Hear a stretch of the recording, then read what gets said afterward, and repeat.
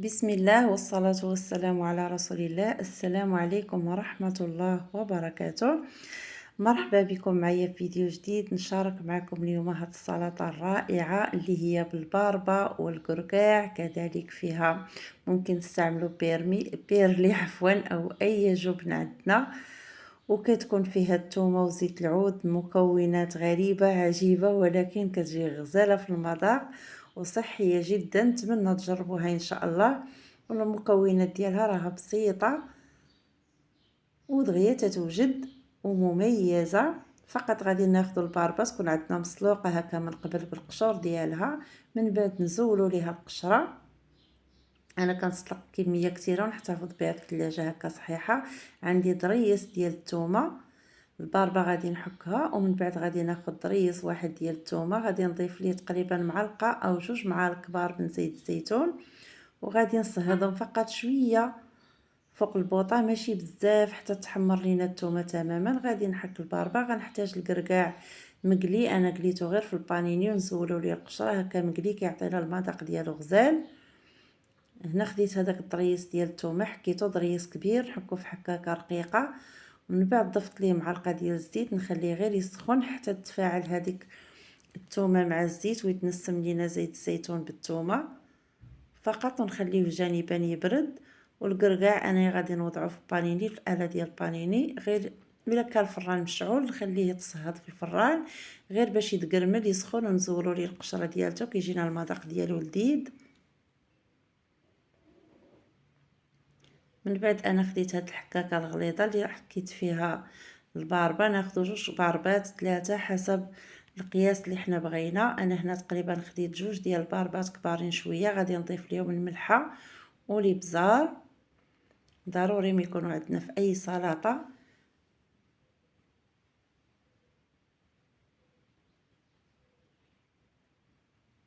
وغادي نضيف هذيك التويمه اللي سخنت مع زيت الزيتون.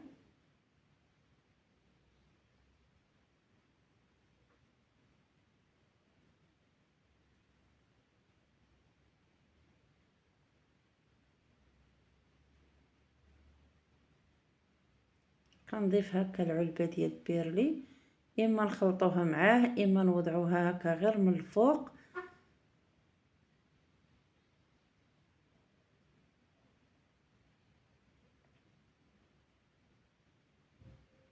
هاد السلطه راها كتباع غاليه بزاف البنات في المطاعم، ولكن الا وجدناها في الدار كيف ما كتشوفوا اقتصاديه وسهله دغيا تتوجد. غير الباربه تكون عندنا مسلوقه من قبل، ومن بعد اللي بقى ليا نصف العلبه ديال البير اللي ضفتها مع الباربه، والنصف الثاني غادي نزين به على هذا الشكل. ممكن نضيفوا 2 علب ديال البيرلي كيف ما كثرتو كتجي غزاله، او حتى الجبن، هذاك الجبن اللي تيكون عندنا في السطلات او جبلي او اي جبن سواء كريمي او جبن عادي، نقدروا نعوضوه في بيرلي، نحيدوا البيرلي ونضيفوا الجبن، كتجي سلطه غزاله هكا بالباربه والجبن.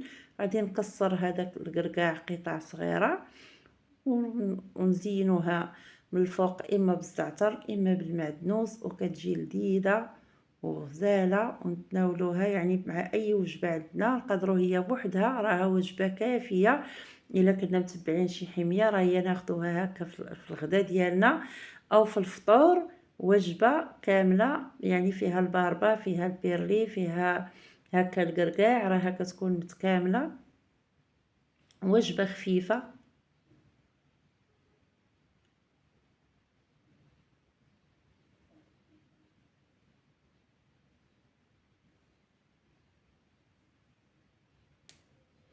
انا هنا خديت كميه ديال المعدنوس قطعتها رقيق وغادي نزين بها في الاخير. ممكن تعملوا نتوما الزعتر على حسب اللي بغيتو، هي بالمعدنوس جات غزاله صراحه. وهذا هو الفيديو ديالنا اليوم.